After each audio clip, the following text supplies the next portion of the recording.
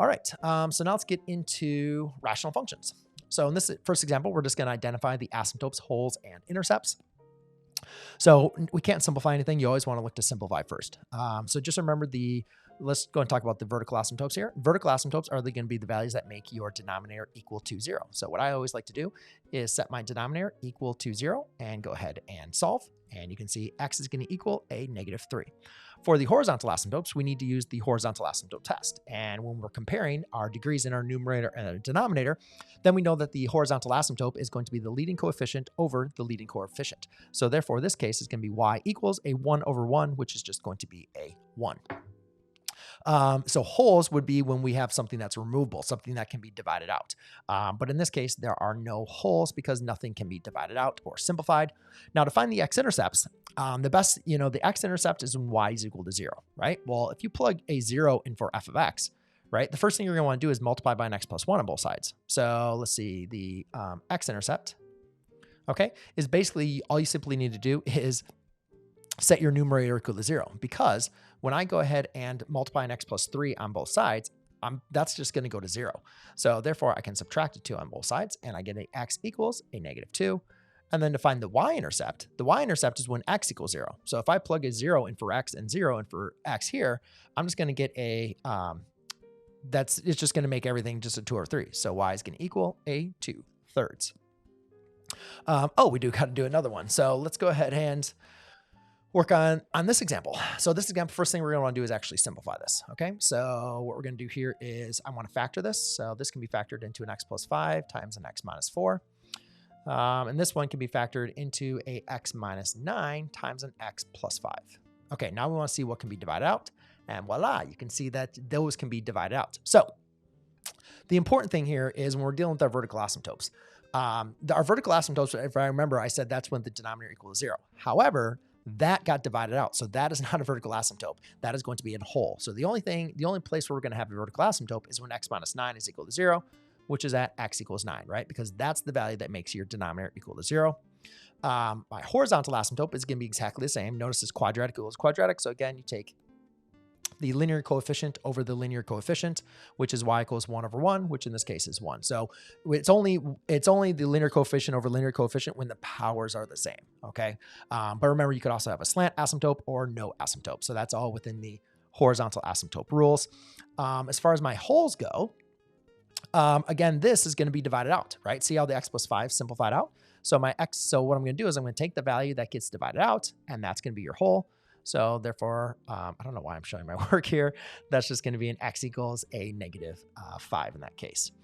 All right, and let's go ahead and find the x and y intercepts. So the x-intercept in x-intercept, y equals 0. So it's basically the numerator equals 0, right? So let's go ahead and rewrite this in factored form, right? We already factored it, so let's just write that out. So x plus 5 times an x minus 4. X plus 5 times an x minus 4, and the x plus 5 got divided out. That's a whole, so that's not an intercept, right? So x is going to equal a 4, right? You can't have an intercept that's a whole, so you got to remember that got divided out. And for the y-intercept is when x is equal to 0. So that goes to 0, that goes to 0, that goes to 0, that goes to 0. So therefore, I'm just going to have an x is equal to a -20 over a 45.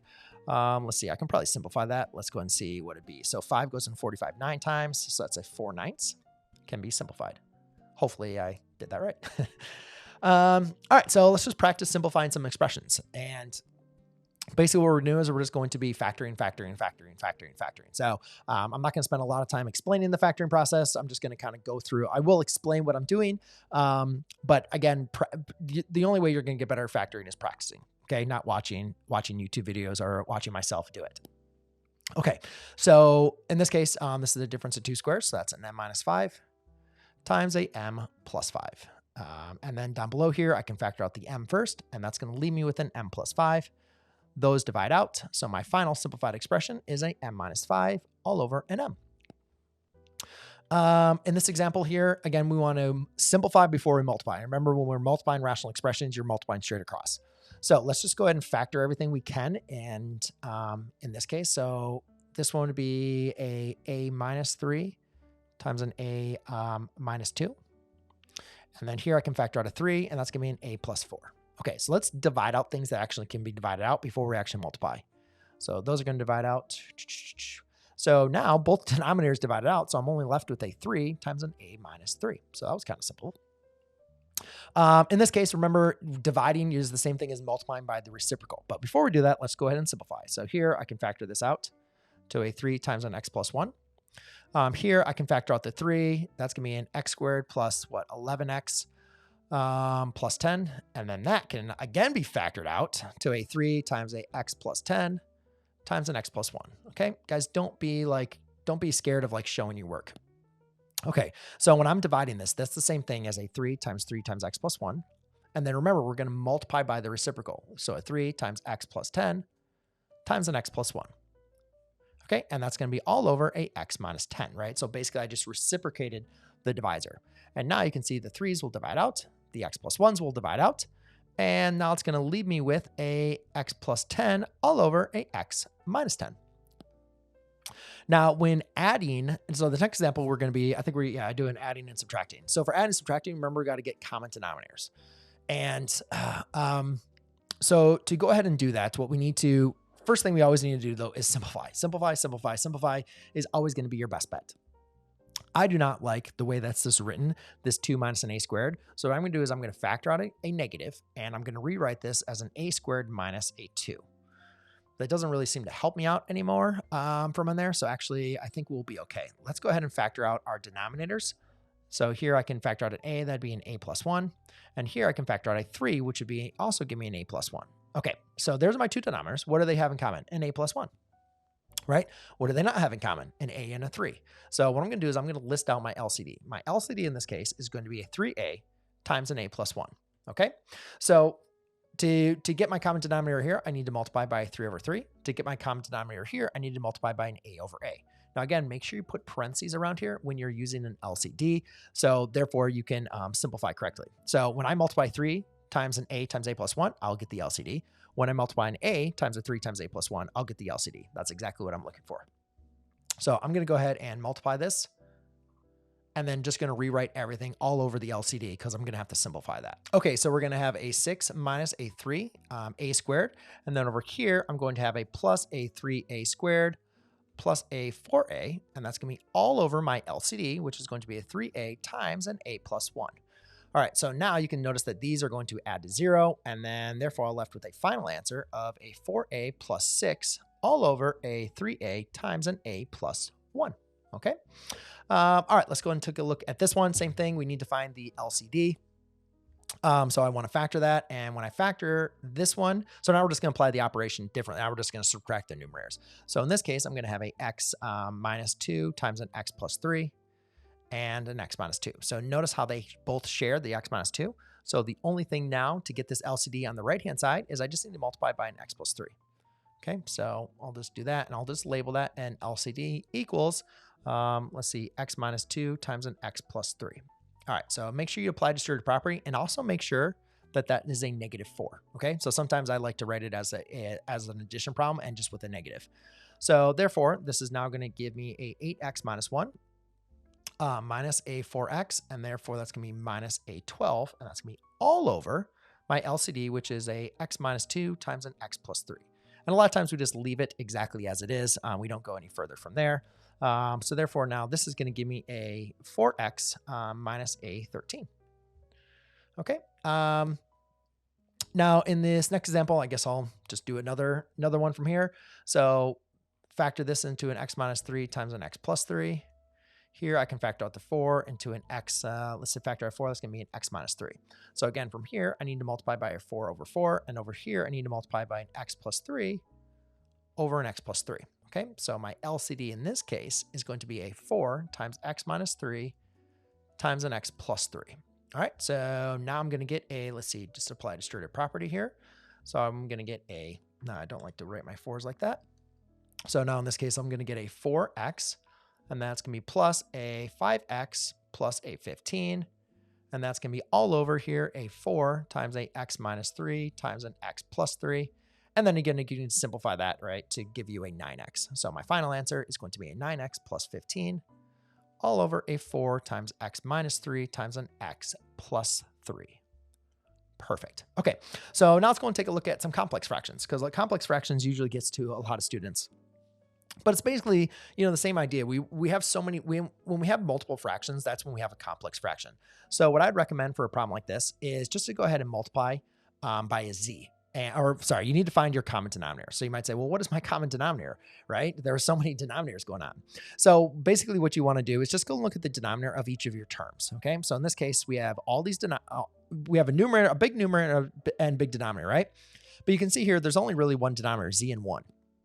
So my LCD in this case is just going to be z. So what I'm going to do is I'm going to multiply everything times z, okay? Now when I do this, you need to make sure you're multiplying everything times your z. So when I do that, I get a z plus z times 1 over z. It's just going to be over 1 times a z times z is a z squared. And then z times 1 is going to be plus a z.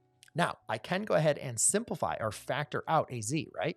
So always make sure once you get rid of your fractions in the numerator and the denominator by multiplying by the LCD, now you want to see if you can simplify. So here I can factor out a z. So that's going to be a z plus 1. Right? And guess what? Those are now going to divide out, and that's just going to leave me with a final answer of 1 over z. So let's go and take a look at here. Now we have some more denominators, right? I have an x plus 1, x minus 1, and x. So my LCD in this case is going to be just basically the product of those. You don't need to write x twice, right? All you need is really one of them to be able to divide out. But then I'm going to have an x plus 1 and a x minus 1. Now, this problem could take me a really, really long time if I was to rewrite the LCD times each and every one of these products. So I'm just going to try to make sure I talk a little bit slower and go through this a little bit smaller as I multiply this times each and every one of these, okay? I don't want to draw the lines though, because it's just going to be such a mess. So let's do this first one, 1 over x plus 1.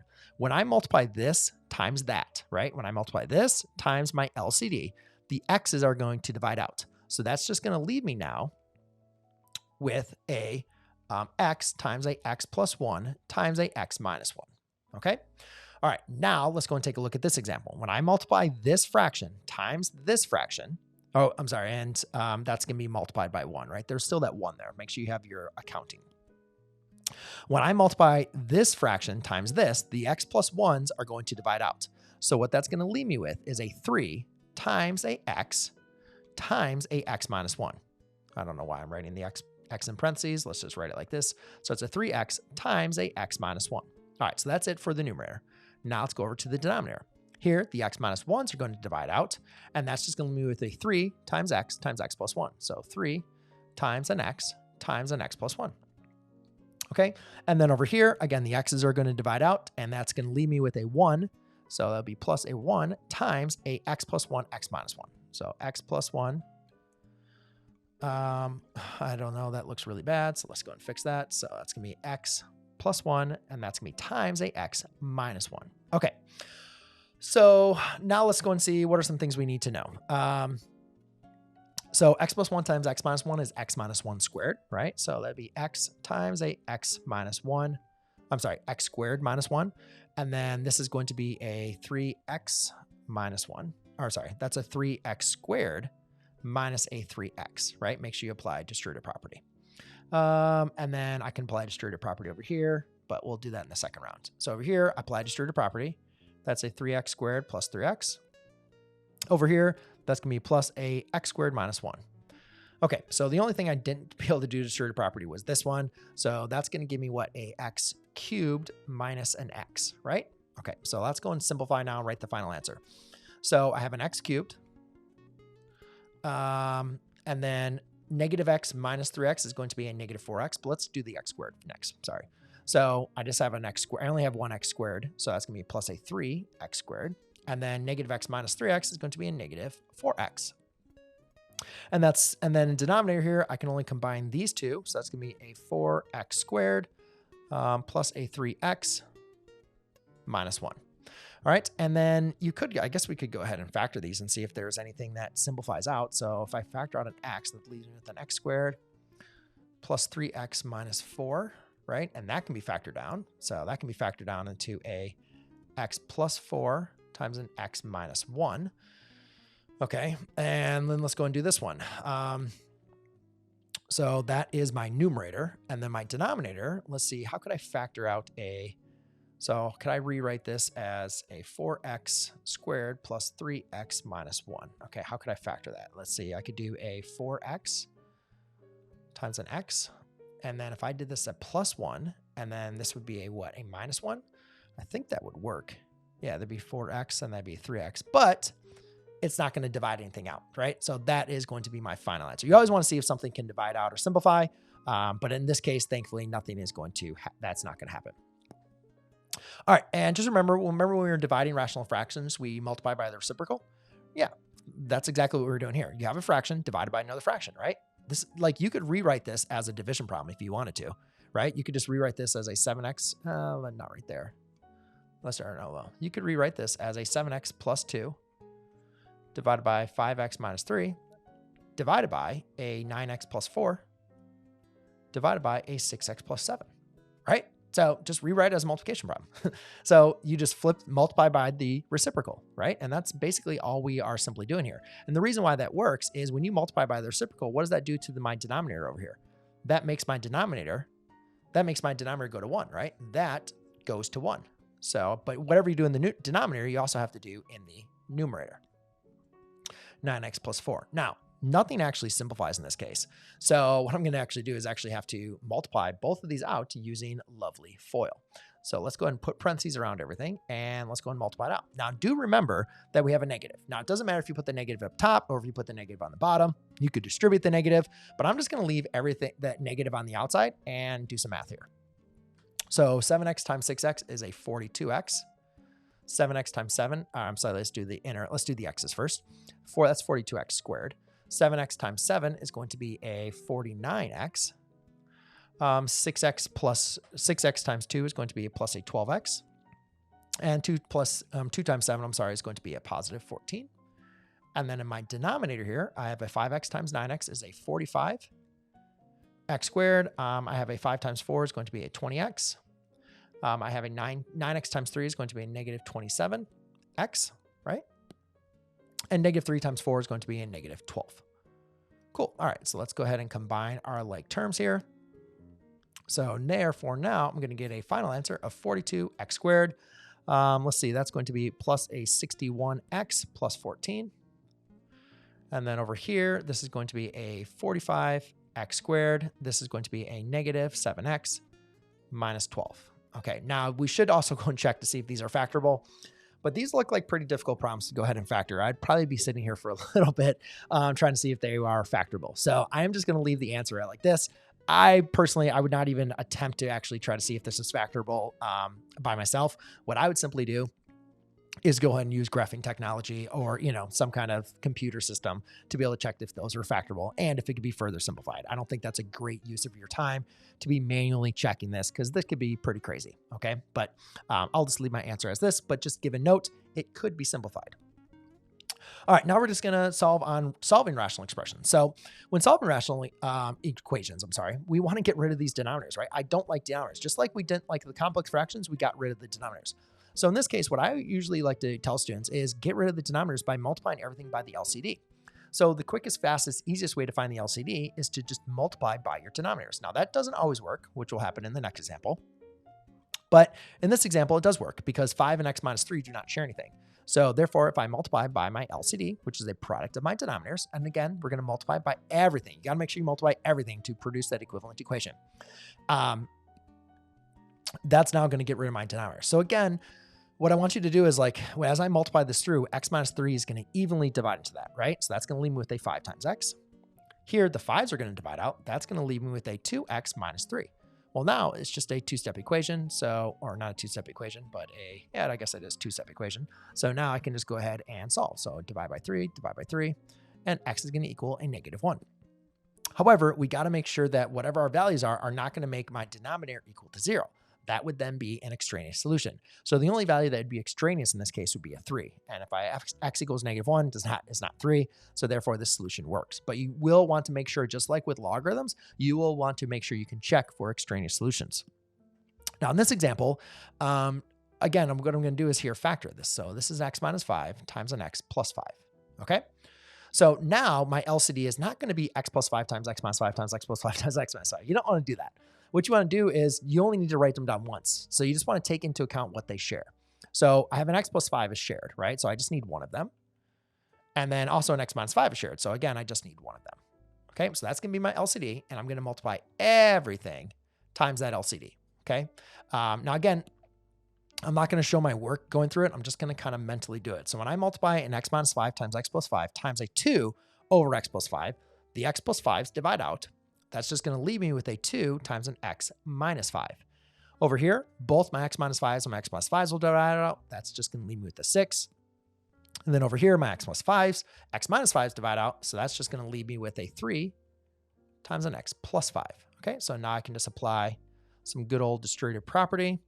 That's going to be a 2x minus 10 plus 6 equals a 3x plus 15. And then let's go ahead and combine like terms, get my variable to the same side. This is going to be a negative 4 equals an x plus 15 minus a 15. And therefore, we can say negative 19 equals an x. Okay, and again, we want to make sure that's not going to make any of my solutions extraneous, which in this case, it does not. In this case, we don't have a denominator here, so you can rewrite that as over 1. So hopefully you recognize here my LCD is just going to be an x minus 5. Okay, so LCD is equal to an x minus a 5. And that's what I'm just going to multiply everything by. So x minus 5. So when I multiply it times 5 over x minus 5, I'm just going to have a 5, right? The x minus 5s will divide out. Over here, x minus 5s divide out. That's going to leave with an x. And then over here, that's going to be minus a x minus 5. Again, notice how I use parentheses here. Students will make mistakes here, and they will forget to use parentheses, and they won't distribute. So we got to actually distribute in this case. So I get a 5 equals a x minus x is going to be a 0 minus 5. Does 5 equal negative 5? No. So in this cancel, we have no solution. Okay, so it is possible to have no solution for your rational function, as well as having like extraneous solutions, which I guess I didn't provide any examples on. So either way.